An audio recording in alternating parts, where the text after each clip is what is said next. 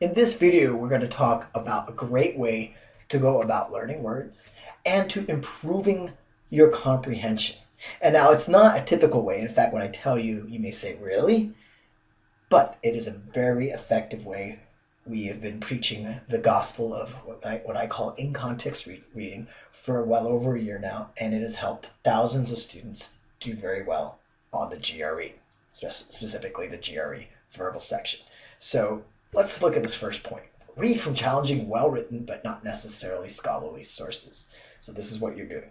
You're reading these not necessarily scholarly sources, and you are looking for GRE words. Of course, you're not just scanning, you're actually reading. But when you encounter a GRE word, you want to underline or highlight that word. Now, what do I mean by challenging, well-written, but not necessarily scholarly sources? Well, you probably already recognize a few, if not all of these. Again, if there's one or two you don't, take note of it, because these are great places for academic-esque writing. Writing that has a certain meaty intellectual content. And most importantly, many of these articles contain great GRE words. Now, the reason I'm not having you go home and read GRE reading comp passages are most of those are academic, and all of them are pretty dry and dull. Writers from these magazines or newspapers make stuff interesting while keeping it complicated. And so you'll get a lot of great words that way. So let's talk a little bit more about these words. When you read, again, you want to underline or highlight vocabulary words, words you do not know. They don't have to be random scientific jargon, but vocabulary words. Don't just start highlighting everything. Or if you highlight something and it turns out to be some 17th century shoe worn in Spain, then clearly it's not a vocabulary word. But again, you want to make note of these words, and you want to try to figure out, based on the context, what that word means. And at that point, of course, you want to look it up in dictionary.com or wordnik.com. With every word that you do not know, you should also change it in a flashcard. I encourage people to use quizlet.com, which I've mentioned in another video, so you can make instantaneous flashcards of words you encounter.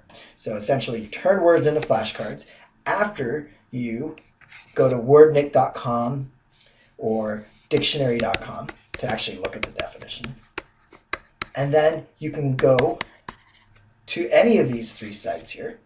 I personally like the New York Times the best. And you can enter words into the search box here of New York Times. So the homepage New York Times has a search box. Enter the vocabulary word in. Let's say we enter the word erudite. We go to that box, and suddenly we have hundreds and hundreds of example sentences using the word erudite. It's great because now you've encountered it. Let's say you're reading an article in the Atlantic Monthly. You encounter the word erudite. You do not know it. You try to figure out what it means. You're off because you look up in dictionary.com that the actual definition means learned. And then you go to New York Times. You enter it in there, and you get other examples of the word erudite. Now you've turned it into a flashcard, and you have all these other associations with the word, which is really great. Now, what about words that you kind of know? What about words, in fact, that you've learned?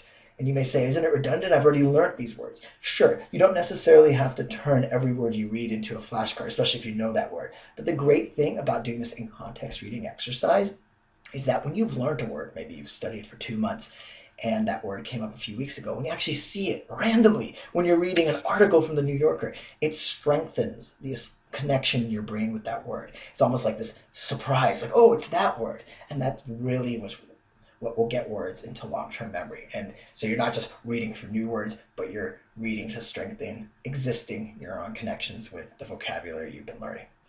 Now, what if you just sit there and all you do is underline words and you can't even read the article? It's become very burdensome or onerous because too many words. What do? Well, a good idea is to read from these two sources, Time and Newsweek. These sources, A, they do not have as many difficult vocab words, and B, in general, the sentence structure isn't as complicated, and the pieces or the articles aren't as academic, so they're easier to understand, and you can focus more on words and less on trying to figure out what the articles are trying to say.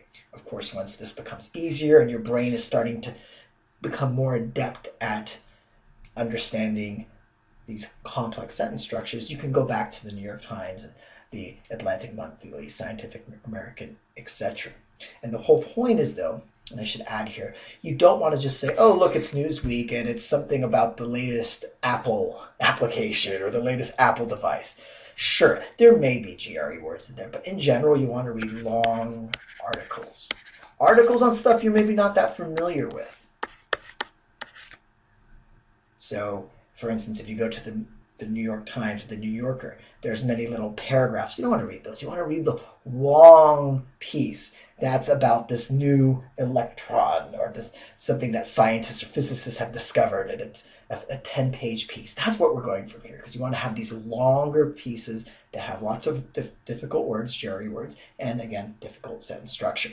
Now, I mentioned this already, but I'll mention it again. Why am I doing this? It's not just for the vocabulary. It's because your brain wants to get really good at reading. And I'm guessing you don't typically read these things all the time. And so your reading brain is kind of shriveled up a little bit, and you want to strengthen it. It's like a muscle. You go to the gym, you work out a muscle. If you haven't worked out that muscle in a long time, you start out with time in Newsweek. You get that stronger. And so you're tuning your brain so that when it comes time for a GRE reading passage, your brain doesn't fall asleep 3 or 4 lines into the passage. It's used to reading now. It gets things a lot quicker. And this is subtle, and you may not notice it.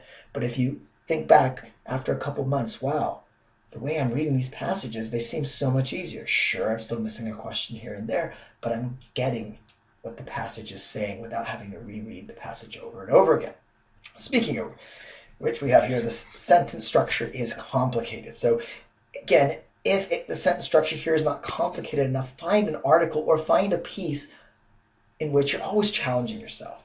Because if it's too easy, then we get bored. So always try something a little bit more difficult, a little bit beyond your grasp, but nothing very difficult, or again, find an easier article or source. And again, this will help so much on reading comprehension. It's subtle, but it's something that will definitely make a difference. Now, there's some of you who are probably saying, well, I easily understand this. In fact, in the New York Times, I read that all the time, and that's not too hard. I really want some tough words. I really want some tough writing that will get me ready for the hardest verbal section on the GRE. To that, I say go to AL, it stands for Arts and Letters Daily.com. This draws from some very academic, actually, starting to get into the more of the scholarly realm of things. So it's almost as though you're reading a GRE passage, but it's a whole article. It's a little bit more interesting. And again, A&L Daily draws from so many different magazines and publications, all of which are known for their refined intellectual content. So if you're going for the top score, I recommend going to AL Daily, checking out the articles there, and really using the same method. Finding those words you don't know, turning them into flashcards, etc. Now, how do you actually read articles? I've mentioned this throughout the video, but sometimes people say, do I read a little bit? Do I read the entire thing? Do I stop every time I see a word?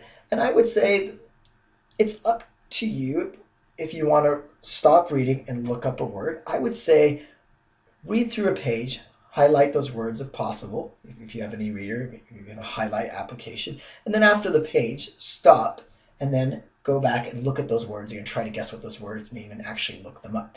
Now, if words aren't so much of a problem, it's the actual content itself, it's okay to reread parts of it.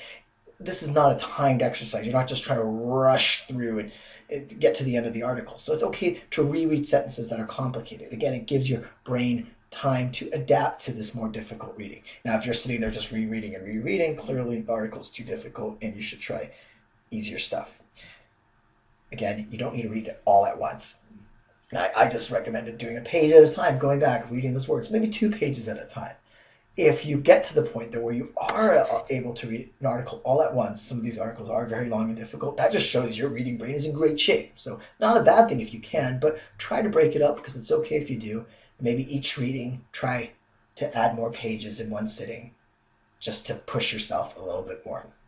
And finally, when you're done reading, something I have students do is to create summaries. And what I mean by that is just, what did you think? What was the article about? What did you think about the article? What was your response to it? And in writing these summaries, not only do you have to think about what you've read, which is great because it calls on the brain to retain information while it's reading, something that's really going to make a difference with GRE reading comp, but it also allows you to use some GRE words, not words you necessarily encountered in the piece, but feel free to do that, but you actually can use other words that you've been learning over the weeks or the months when you write these summaries.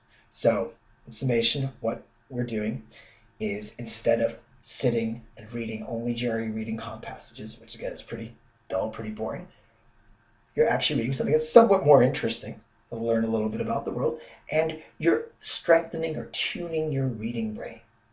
And you're coming across words, many words that you know, you strengthen the association, and many GRE words you don't know.